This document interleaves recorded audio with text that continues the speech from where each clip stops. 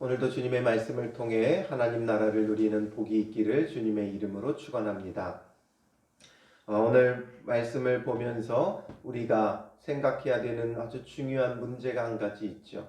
우리의 신앙의 선입견이라는 거예요.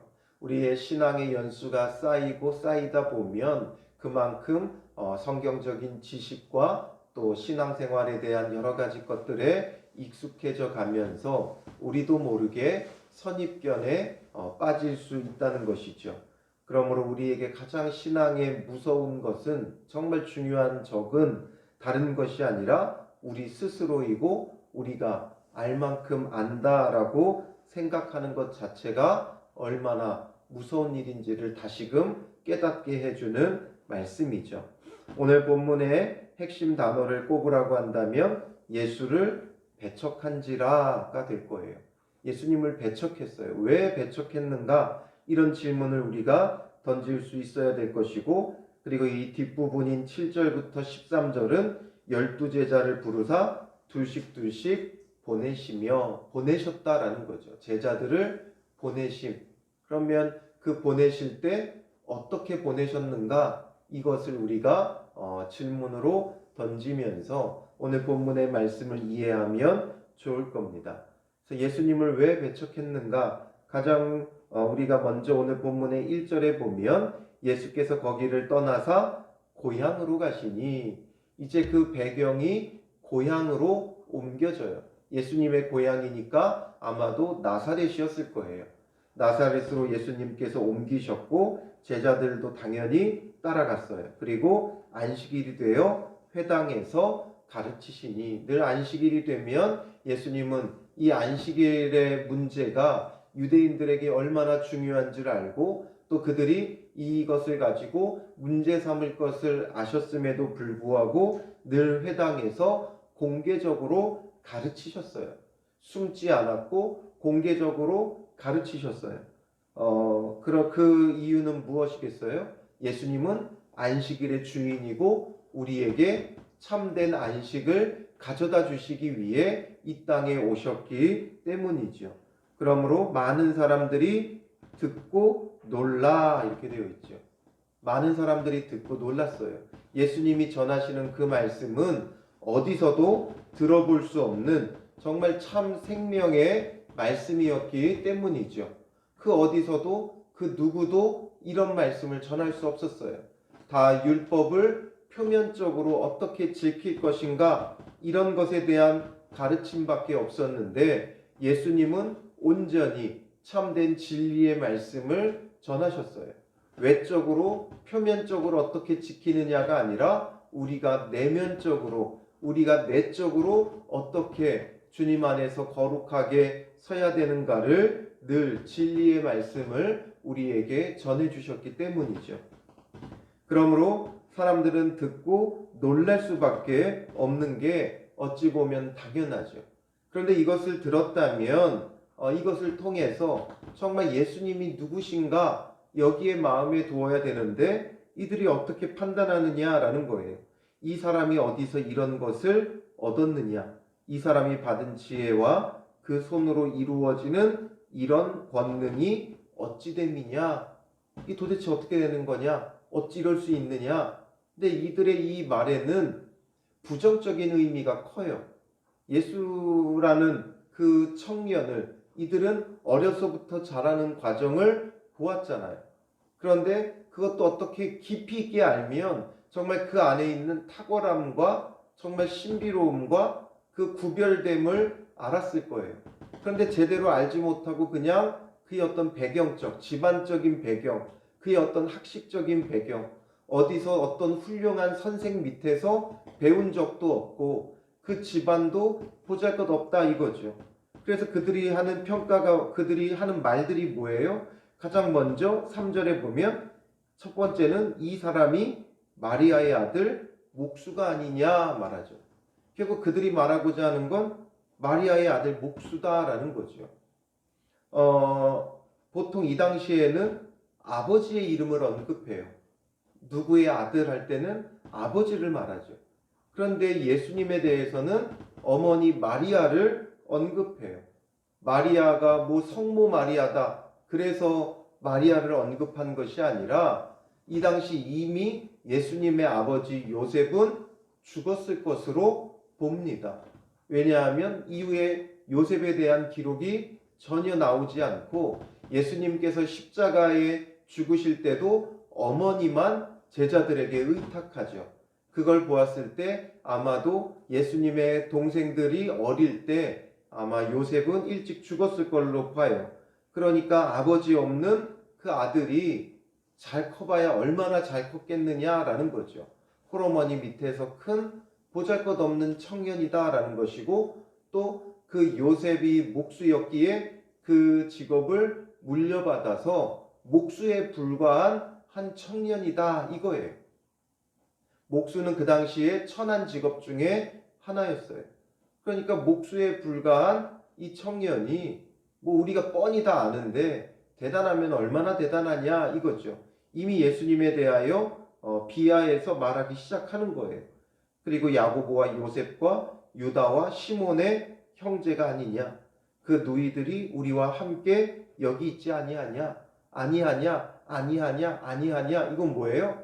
우리가 너무 뻔히도 잘 아는데 이거죠. 우리가 뻔히 너무나도 잘 안다. 그러니까 그는 대단한 자가 아니다라는 거죠. 어떤 배경적으로나 학식적으로나 가문적으로나 대단할 수 없다. 그러니까 예수님을 배척하는 거예요. 결국 예수님을 배척한 이유는 무엇 때문입니까? 고향 동네고 예수님께서 잘하는 것과 그 가정과 그 모든 배경을 우리가 너무나도 잘 안다 이거죠. 그는 어떤 선지자일 수도 없고 메시아일 수는 더군다나 없다라는 것이 그들의 판단이었다라는 거죠. 결국 너무 잘 알아서 예수님을 배척하는 거예요. 예수님을 전혀 몰랐다면 그가 보여주시는 모든 것을 통해 받아들였을 텐데 이들은 그것을 받아들이는 게 아니라 자기들이 아는 것이 오히려 예수님을 알아가는데 방해가 되고 있다는 거죠. 결국 우리가 말씀을 볼 때도 마찬가지예요.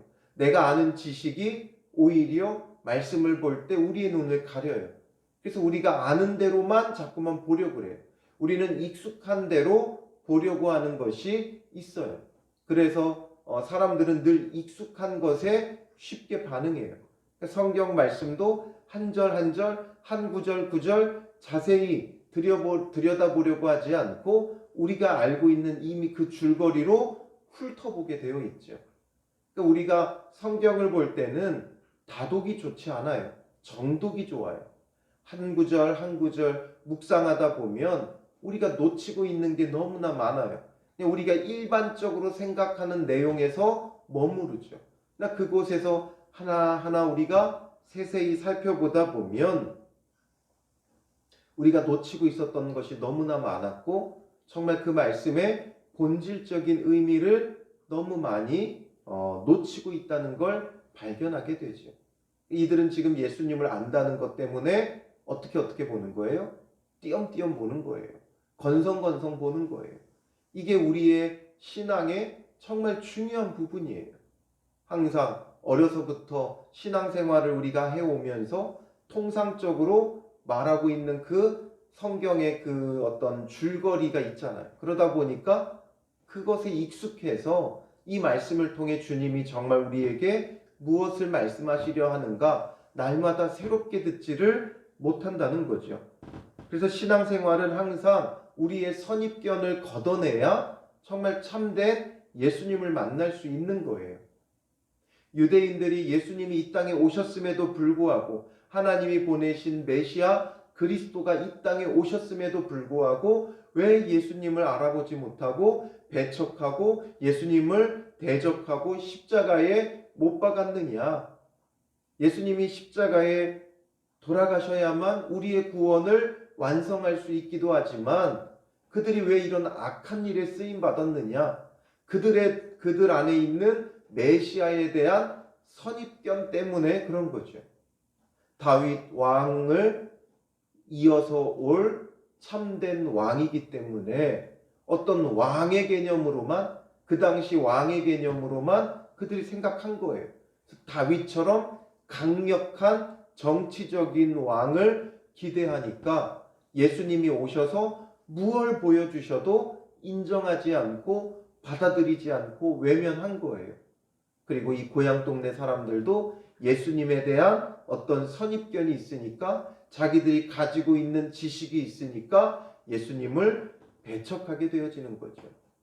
그렇다면 오늘 우리는 다르느냐? 그렇지 않다는 거예요.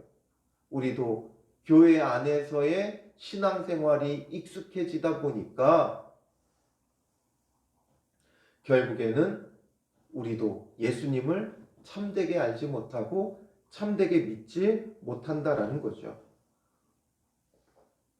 그래서 우리도 모르게 기복적인 신앙으로, 교회 안에 쌓여 있는 어떤 전통적인 신앙생활의 방식, 기복적인 신앙생활을 하다 보면 정말 예수님이 주시는 참된 이 세상의 복보다 더 중요한 우리의 영혼의 복, 이 모든 것, 영혼의 복만을 위해 오신 분도 아니에요.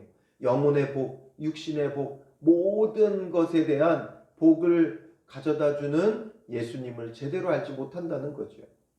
그래서 참된 예수님을 알려면 우리가 가지고 있는 모든 신앙적인 지식과 어떤 성경적인 그 지식을 다 내려놓고 날마다 정말 겸손한 마음으로 한 절 한 절 말씀을 묵상해야 되는 거죠. 선입견은 이미 우리를 높은 자리에다 놓아요. 그래서 우리가 자꾸만 판단자가 되려고 하죠. 그러나 선입견을 걷어내면 우리는 낮은 자리에서 예수님을 바르게 받아들이고 알아갈 수 있는 것이죠. 예수님께서 그들에게 뭐라고 말씀하세요? 선지자가 자기 고향과 자기 친척과 자기 집 외에서는 존경을 받지 못함이 없느니라 말하죠. 이 말은 좀 말들이 이게 되게 꼬여 있어요. 외에서는 없느니라. 그 이야기는 밖에서만 존경받고 집이나 고향이나 친척과 자기 집에서는 존경받지 못한다라는 거죠. 이건 유대인들이 자주 쓰는 속담 중에 하나였어요. 그래서 이 말은 어떤 뜻이에요? 가까운 사람일수록 존경받기가 어렵다라는 거죠. 이 말은 정말 맞는 말이에요. 우리가 지내보면 가까우면 가까울수록 그 사람의 어떤 속속들이를 다 알게 되잖아요. 그래서 그 사람의 장점만 아는 게 아니라 가까이 지내다 보면 단점이 너무 많이 보이게 돼요. 그러다 보니까 존중하고 존경하기가 결코 쉽지 않죠. 그래서 가정 안에서 자녀들에게 존경받는 게 결코 쉽지가 않아요. 그리고 남편은 아내에게 인정받기가 쉽지 않고 아내는 남편에게 인정받기가 쉽지가 않아요. 그래서 가까우면 가까울수록 우리는 더 귀하고 값지게 여겨야 되는데 가깝다는 이유 때문에 등한히 할 때가 많이 있고 존중하거나 귀함을 느끼지 못할 때가 너무 많이 있죠. 그래서 우리가 나중에 잃어버리고 나서 떠난 후에야 그 사람이 얼마나 귀하고 값졌는지를 뒤늦게서야 깨닫게 될 때가 참 많이 있어요. 이런 것처럼 가까울수록 우리는 더 귀하게 여기고 값지게 여길 수 있는 믿음의 눈이 필요하죠. 겸손한 사람들은 늘 귀하고 존중하게 여겨요. 그런데 겸손하지 못한 사람들은, 교만한 사람들은 늘 판단하고 평가하고 지적하고 그래서 못마땅해 하죠. 그래서 우리는 못마땅해 하는 자가 아니라 가족들을 또 교우들을 서로를 귀하게 여기고 늘 겸손한 자리에 선다면 예수님을 바라보는 우리의 눈과 시선도 달라질 거예요. 그래서 늘 겸손히 주님 안에서 배우는 자가 되는 거죠. 예수님은 늘 끊임없이 가르치셨어요. 우리는 그 앞에서 늘 가르침을 받아야 돼요. 예수님의 제자 훈련이죠. 마가복음은. 그러니까 예수님으로부터 날마다 우리는 제자 훈련 되어져야 한다라는 거죠. 그리고 그러므로 이제 거기서 아무 권능도 행하실 수 없어라고 말하죠. 예수님의 능력이 부족해서 행할 수 없는 게 아니라 예수님을 배척하는 자들에게는 예수님께서 행하시지 않는 거예요. 그러니 우리가 우리의 선입견에 빠져 신앙생활을 하면 주님께서 아무 권능도 행하시지 않는다는 거죠. 그 삶에. 아무리 전능하신 하나님이시라 해도 예수님을 배척하는 자에게는 주님의 전능하심을 나타내지 않으셔요. 그리고 다만 소수의 병자에게 안수하여 고치실 뿐이었고, 배척하지 않고 주님 앞에 나오는 자는 그래도 고치신다는 거예요. 무조건 거기서 끝내시는 것이 아니라 그 가운데도 정말 주님을 찾는 자들에게는 주님의 구원을 허락하신다라는 거죠. 그들이 믿지 않음을 이상히 여기셨더라. 믿지 않는 것을 이해하지 못하셨다, 이게 아니라 안타까워하셨다라는 거죠. 그래서 이에 모든 촌에 두루 다니시며 가르치시더라. 그래서 이제 나사렛이 아닌 다른 곳으로 두루 다니며 복음을 전하시죠. 예수님은 두루 다니며 주님의 참된 복음을 전파하세요. 그 가운데 받아들이는 자에게는 구원을 베푸시고 배척하는 자들에게는 아무것도 행하지 아니하시는 분이시라는 것을 우리는 깨닫고 정말 주님을 온전히 받아들이는 자가 되어야 하는 것이죠. 그리고 이제 7절부터 13절은 예수님께서 제자들을 내보내시는데 어떻게 보내시는가?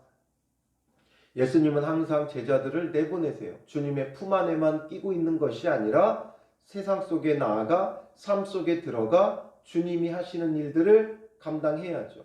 사도가 아직 되지는 못했지만 항상 주님은 보내시고 보내신 자리에서 제자들은 예수님의 그 보내심의 그 뜻을 따라 행하는 자가 되어야 하는 거죠.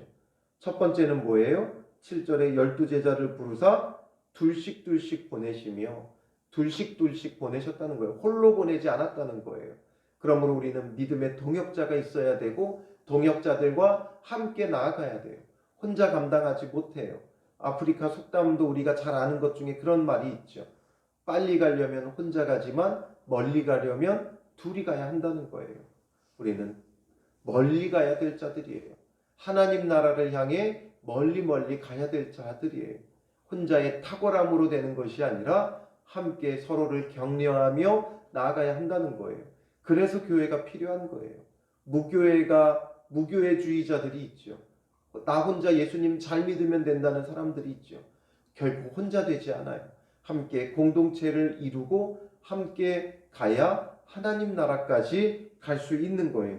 그리고 두 번째는 더러운 귀신을 제어하는 권능을 주시고, 다른 것도 아닌 귀신을 제어할 권능을 주셨다는 거예요. 왜냐하면 공중에 권세 잡은 악한 마귀 사탄을 깨뜨리고 이제 예수님의 참된 말씀의 통치를 이루어야 하기 때문이죠. 이런 어떤 신기한 귀신을 내쫓는 이런 일들을 하라고 보낸 것이 아니라 귀신의 권세를 깨뜨리고 예수님의 통치를, 말씀의 통치를 이루기 위한 거죠.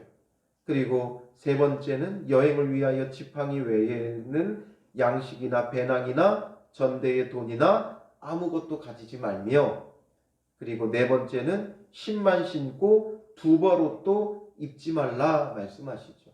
이건 정말 우리가 삶 속에 나가서 아무것도 가지지 말고 살아야 된다, 이것을 말하는 것이 아니라 바로 우리의 어떤 삶의 문제에 대해 염려와 걱정을 버리고 오직 모든 걸 주께 맡기라는 거예요. 지팡이와 신발 외에는 아무것도 더 가지지 말라는 거죠. 그것은 우리가 이제 무엇을 먹을지 마실지 입을지 염려하는 거기에서 떠나라는 거예요. 이걸 다 맡기고 그저 내가 입은 것이면 충분하고 가진 것이면 충분하다, 미리 걱정하고 염려하며 뭔가를 더 가지려고 하지 말라라는 것이죠. 주께서 책임져 주신다는 거예요. 즉 우리가 나의 삶의 문제는 주님이 책임져 주신다는 믿음을 가지고 나아가야 한다는 것이죠. 그리고 다섯 번째는 어디서든지 누구의 집에 들어가거든 그곳을 떠나기까지 거기 유하라. 어떤 곳에 가면 누군가의 집에서 영접해주면 그 마을을 떠나기까지 그 집에서만 머무르라는 거예요. 이 집 저 집 기웃거리면서 어디가 더 좋은가 기회를 따라 옮겨 다니는 자가 되지 말고 그냥 한 곳에 머무르면 그곳에서 그냥 머무르라는 거죠. 여기저기 기웃대면서 어디가 좋나 찾아볼 필요가 없다는 거예요. 그리고 6번째, 어느 곳에서든지 너희를 영접하지 아니하고 너희 말을 듣지 아니하거든 거기서 나갈 때에 발 아래 먼지를 떨어버려 그들에게 증거를 삼으라 말하죠. 이 먼지를 떨어버리는 행위는 유대인들이 이방 지역에 갔다가 나올 때 하는 행동이었어요. 그것을 통해 이방의 가증됨과 자기들은 완전히 무관하다라는 것을 말하는 거죠. 그러니까 예수님도 배척받을 때 아무 권능도 행하실 수 없었던 것처럼 이제 자기들을 영접하지 않으면 발 아래에 먼지까지 떨어버려 예수님과 완전히 상관없는 곳이다 라는 것을 상징적으로 나타내라는 거죠. 그들은 예수님과 아무 상관없기에 이제는 심판을 받을 수밖에 없다라는 것을 보여주는 행동이에요. 이렇게 해서 제자들을 보내시니까 제자들이 나가서 회개하라 전파하고 많은 귀신을 쫓아내며 많은 병자에게 기름을 발라 고치더라. 예수님이 하시던 일들을 제자들이 가서 하는 거죠.